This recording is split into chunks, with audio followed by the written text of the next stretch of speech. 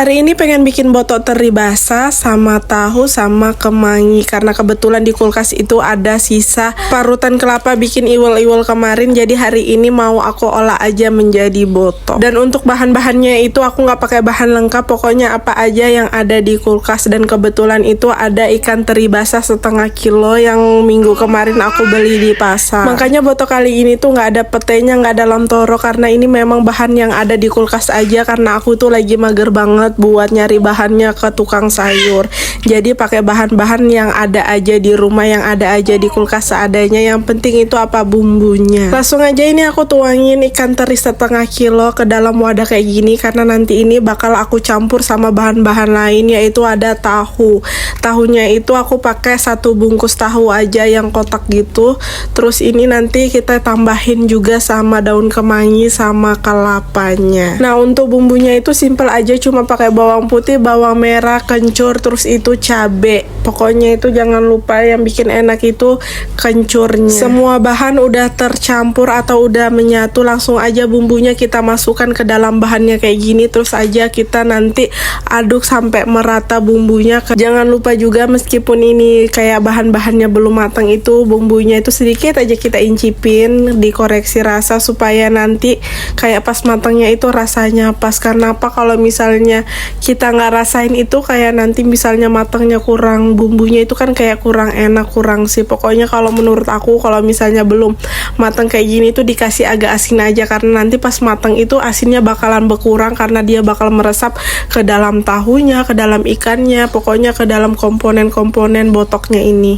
Kalau sudah diaduk-aduk gini, jangan lupa juga kita sesening pakai garam, micin, penyedap ya. Nah, kalau botok itu nggak pakai daun pisang, namanya bukan botok. Yang pasti kita bungkusnya itu harus pakai daun pisang. Nah, kebetulan daun pisangnya itu aku juga nggak beli, tapi ini aku dapat dari tanamannya tetangga, atau tadi itu sudah sempat minta. Nah, sebenarnya tadi itu botoknya itu udah aku bumbuin di bumbu blendernya, cuma itu menurut aku tuh kurang, jadinya ini aku koreksi rasa dan aku tambahin lagi sama garam, micin, penyedap. Pokoknya apa aja yang kurang kita koreksi rasa, apa yang kurang kita tambahin, dan jangan ragu-ragu ya. Pokoknya menu botok ini menurut aku tuh menu yang sehat, karena ini nggak ada pakai minyak goreng, bener-bener ngurangi buat kolesterol. Kurangin juga minyak-minyak buat yang lagi batuk pilek kayak aku ini. Pokoknya itu makannya pakai nasi panas gitu aja itu udah enak, udah mantep banget. Kalian juga yang tahu daun luntas itu juga bisa ya dicampurkan di botok gini, katanya sih banyak khasiatnya untuk kesehatan,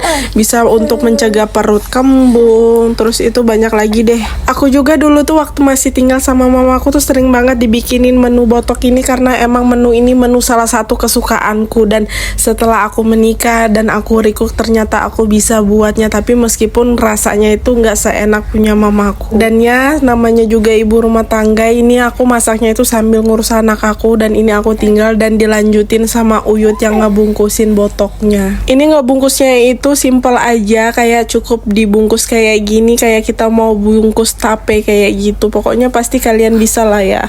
Terus atasnya itu ditutup pakai biting atau pakai sapu ijuk, kayak dilancipin gitu. Nah, kalau nggak ada lagi sapu ijuk, bisa juga kalian pakai tusuk gigi itu. Nah, nggak ada juga kalian punya tusukan gigi, bisa juga kalian pakai staples. Nah, misalnya nggak ada lagi staples, bisa kalian kumpulin tuh. Kalau misalnya beli pentol goreng, nah tuh tusukannya kalian kumpulin aja. Terus itu nanti kalau kalian mau bikin botok, nah baru kalian itu pakai tusukan pentol. Botoknya udah selesai kita bungkus-bungkus, langsung aja kita kukus di dalam dandang sekitar 30 menit.